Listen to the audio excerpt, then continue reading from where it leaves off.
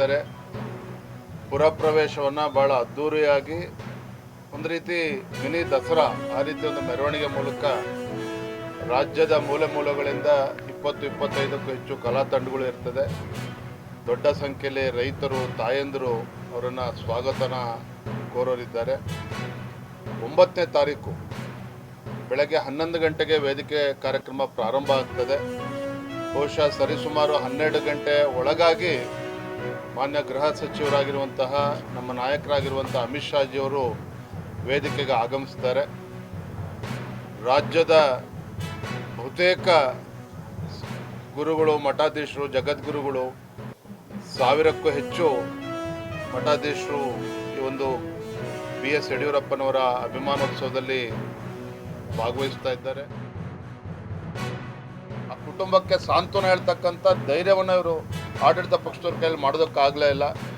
ಕೇವಲ ತಮ್ಮ ಕುರ್ಚಿಯನ್ನು ಉಳಿಸ್ಕೊಳ್ತಕ್ಕಂಥ ಒಂದು ಹಪಾಪಿ ಹೊತ್ತೇನಿದೆ. ದೆಹಲಿನಲ್ಲಿ ಸಿದ್ದರಾಮಯ್ಯನವರ ಬೆಂಬಲ ಇರ್ತಕ್ಕಂಥ ಶಾಸಕರುಗಳು ದಂಡಾಗಿ ಅಲ್ಲೂ ಕೂರ್ತಾ ಇದ್ದಾರೆ. ಅವ್ರು ಬಂದ ನಂತರದಲ್ಲಿ DK ಶಿವಕುಮಾರರ ಬೆಂಬಲಿತ ಶಾಸಕರುಗಳು ಕೂಡ ದೆಹಲಿಗೆ ಹೋಗಿ ಅಲ್ಲಿ ಬಿಡಾರನ್ನು ಹೂಡ್ತಾ ಇದ್ದಾರೆ. ಒಟ್ಟಾರೆಯಾಗಿ ಈ ಕಾಂಗ್ರೆಸ್ ಸರ್ಕಾರಕ್ಕೆ ರಾಜ್ಯದ ಅಭಿವೃದ್ಧಿ ಬಗ್ಗೆ ಕಿಂಚಿತ್ತೂ ಕೂಡ ಕಾಳಜಿ ಇಲ್ಲ. ಭ್ರಷ್ಟಾಚಾರದಲ್ಲಿ ಸಂಪೂರ್ಣ ಮುಳುಗೋಗಿದೆ. ಬೆಂಗಳೂರಿನ ಪರಿಸ್ಥಿತಿನೂ ತಾವು ನೋಡ್ತಾ ಇದ್ದೀವಿ, ರಸ್ತೆಗಳು ಏನಾಗಿದೆ ಅಂತೇಳಿ. ಇದು ಇಡೀ ರಾಜ್ಯದ ಪರಿಸ್ಥಿತಿ ಇದಾಗಿದೆ.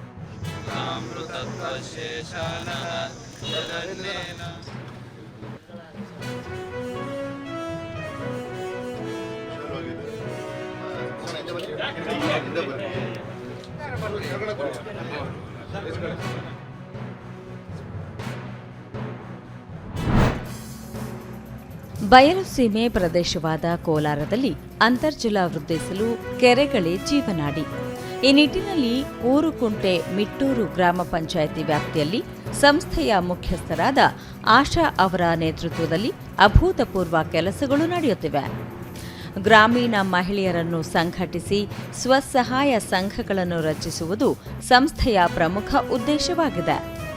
ಉಳಿತಾಯದ ಮಹತ್ವದ ಬಗ್ಗೆ ಅರಿವು ಮೂಡಿಸುವುದು, ಸಣ್ಣ ಪ್ರಮಾಣದ ಸಾಲ ಸೌಲಭ್ಯ ಒದಗಿಸುವುದು, ಸ್ವಯಂ ಉದ್ಯೋಗ ಕೈಗೊಳ್ಳಲು ತರಬೇತಿ ನೀಡಿ ಮಹಿಳೆಯರನ್ನು ಆರ್ಥಿಕವಾಗಿ ಸ್ವಾವಲಂಬಿಗಳನ್ನಾಗಿ ಮಾಡಲಾಗುತ್ತಿದೆ. ಈ ಭಾಗದಲ್ಲಿರುವ ಒಟ್ಟು 22 ಕೆರೆಗಳ ಪೈಕಿ 13 ಕೆರೆಗಳನ್ನು ಆರೋಹಣ ಸಂಸ್ಥೆಯ ಮೂಲಕ ಪುನರುಜ್ಜೀವನಗೊಳಿಸಲಾಗಿದೆ.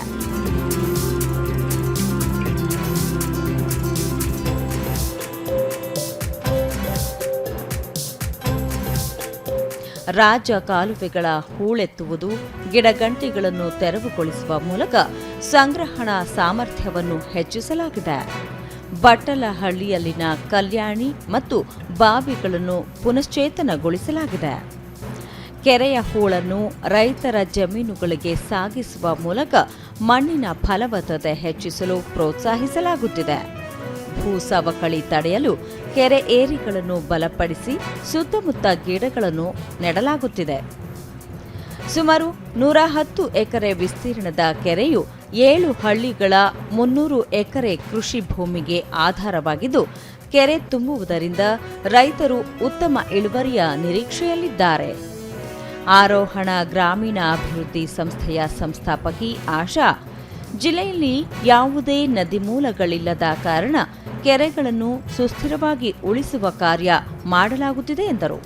ಅಂದರೆ ಈಗಿನ ರೈತರೆಲ್ಲ ಏನು ಅಂತ ಹೇಳಿ ಬೋರ್ವೆಲ್ ಅನ್ನು ಕೊರೆಯೋದಕ್ಕೆ ಹೆಚ್ಚು ಒತ್ತು ಕೊಡ್ತಾ ಇದ್ದಾರೆ ವಿನಃ ಕೆರೆಗಳನ್ನು ತೆಗಿತಾ ಇಲ್ಲ. ಕೆರೆಗಳು ತೆಗೆಯೋದು ಬೇಡ, ಇರುವಂತಹ ಕೆರೆಗಳನ್ನು ಸುಸ್ಥಿರವಾಗಿ ಅದನ್ನು ಉಳಿಸ್ಕೊಂಡು ಹೋಗಬೇಕು ಅನ್ನೋ ಒಂದು ಇದು ಕೂಡ ಕಡಿಮೆ ಇದೆ ಈಗ. ಯಾಕೆಂದರೆ ಮೊದಲೆಲ್ಲ ಕೆರೆ ಅಂದ ತಕ್ಷಣ ಅದು ನಮ್ಮ ಹಳ್ಳಿದು, ನಮ್ಮದು ಅಂತ ಇತ್ತು. ಸಂಸ್ಥೆಯ ಮೇಲ್ವಿಚಾರಕಿ ಪ್ರೇಮ, ಕೆರೆಗಳಿಂದ ತೆಗೆದ ಹೂಳು ಮಣ್ಣನ್ನು ರೈತರ ಜಮೀನುಗಳಿಗೆ ಬಳಕೆ ಮಾಡಲಾಗುತ್ತಿದೆ ಎಂದರು. 100 ಅಂತ ಅಳತೆ ಮಾಡಿ ತೆಗಿತಾ ಇದ್ದೀರಿ.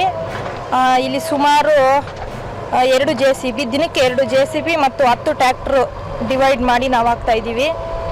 ಮತ್ತು ಮಣ್ಣು ಇಲ್ಲಿ ಹೂಳು ತೆಗೆದ ಮಣ್ಣನ್ನು ರೈತರು ತಮ್ಮ ಜಮೀನಿಗೆ ಹಾಕ್ಕೊಂತಾರೆ.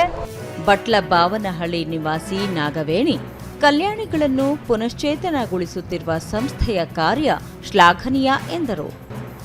ತುಂಬ ಗಲೀಜಾಗಿತ್ತು, ತುಂಬ ಬೇಡವಾಗಿತ್ತು. ಇದೆಲ್ಲ ನಾವು ತುಂಬ ಸಲ ಅಂದ್ಕೊಂಡಿದ್ದೀವಿ, ಇದನ್ನೆಲ್ಲ ಕ್ಲೀನ್ ಮಾಡಿಸ್ಬೇಕು, ಇವನ್ನೆಲ್ಲ ರೆಡಿ ಮಾಡಿಸ್ಬೇಕು ಅಂತ. ಆದರೆ ಯಾರು ಇದು ತಗೊಳ್ಳಿಲ್ವ. ಆರೋಹಣ ಸಂಸ್ಥೆಯಿಂದ ನಮಗೆ ಸ್ವಲ್ಪ ಅನುಕೂಲ ಆಗಿದೆ. ಗ್ರಾಮದ ನಿವಾಸಿ ಮಂಜುನಾಥ್, ಕೆರೆಗಳ ಹೂಳೆತ್ತುವುದರಿಂದ ಹೆಚ್ಚು ನೀರು ಸಂಗ್ರಹವಾಗಲಿದ್ದು ಇದರಿಂದ ಕೃಷಿಗೆ ನೆರವಾಗಲಿದೆ ಎಂದು ಹೇಳಿದರು. ಫಸ್ಟು ಹೂಳು ತೆಗೀರಿ ಮೇಡಮ್, ಹೂಳು ತೆಗೆದ್ರೆ ಒಂದಷ್ಟು ನೀರು ನಿಲ್ಲುತ್ತವೆ.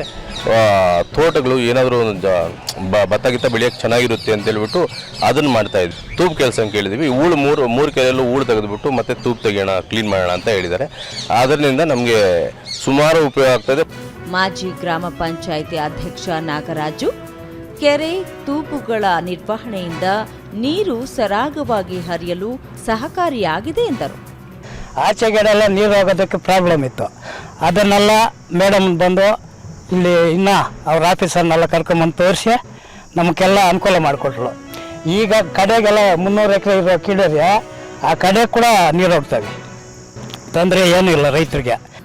ಪರಸ್ಪರ ಸಹಕಾರದಿಂದ ಗ್ರಾಮಸ್ಥರು ಶ್ರಮದಾನ ಮಾಡುತ್ತಿರುವುದರಿಂದ ಪರಿಸರಕ್ಕೂ ಅನುಕೂಲವಾಗುವುದರ ಜೊತೆಗೆ ಗ್ರಾಮೀಣಾಭಿವೃದ್ಧಿಗೂ ಸಹಾಯವಾಗಿದೆ.